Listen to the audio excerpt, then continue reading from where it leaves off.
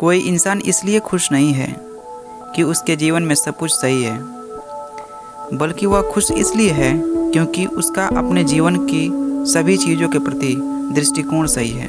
ये कहना है दुनिया की सबसे बड़ी टेक कंपनी के भारतीय मूल के सीईओ मिस्टर सुंदर पिचाई जी का।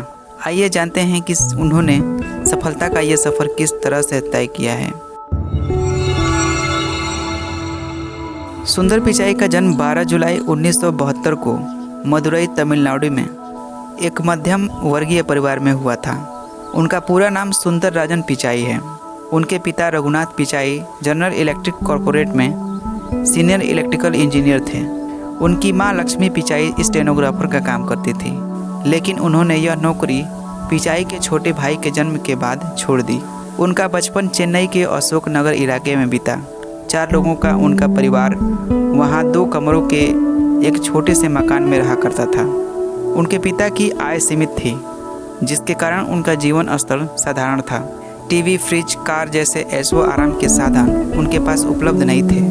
उनके पिता सुख सुविधाओं के साधनों से अधिक अपने बच्चों की शिक्षा पर बल दिया करते थे। जब पिचाई 12 वर्ष के थे तब उनके पिता ने पहला डायलर फ़ोन अपने घर पर लगवाया। यह पहली टेक्नोलॉजी से संबंधित वस्तु थी जो पिचाई ने अपने घर पर देखी थी। घर पर फ़ोन लगने के बाद पिचाई को स्वयं की एक विलक्षण प्रतिभा का पता चला। वे जो भी नंबर डायल करते वह उनके दिमाग में छप जाता था। वे उस नंबर को कभी नहीं भूलते थे। आज भी कई वर्षों पुराने नंबर उन्हें याद हैं। सुंदर पिचाई शांत स्वभाव के होनहार छात्र थे। पढ़ाई के अतिरिक्त उनकी खेलों में भी रुचि थी। अपने स्कूल के क्रिकेट टीम के वे कप्तान थे। 10वीं कक्षा तक उन्होंने चेन्नई के अशोक नगर में स्थित जवाहर विद्यालय से पढ़ाई की। इसके बाद 12वीं की पढ़ाई चेन्नई में स्थित वानावाड़ी स्कूल से की। 17 वर्ष की उम्र में आईआईटी प्रवेश परीक्षा पास कर उन्होंने आईआईटी खड़गपुर में दाखिला ले लिया। वहां उनकी branch metallurgical and material science थी। अपने इंजीनियरिंग के दौरान वे हमेशा अपने बैच के टॉपर रहे। वर्ष 1993 में उन्होंने फाइनल परीक्षा में अपने बैच में टॉप किया और रजत पदक हासिल किया।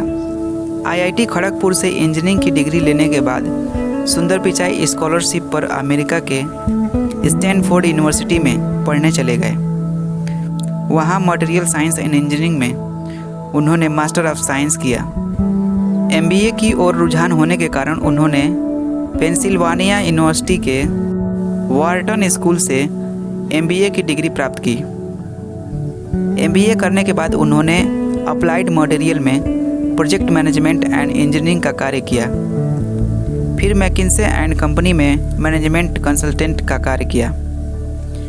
1 अप्रैल 2004 को सुंदर पिचाई गूगल में अपना इंटरव्यू देने गए। उसी दिन कंपनी ने जीमेल का टेस्टिंग वर्जन लॉन्च किया था। इंटरव्यूअर ने उनसे जीमेल से संबंधित कुछ प्रश्न पूछे। शुरू में पिचाई उन प्रश्नों का ठीक से उत्तर नहीं दे सके।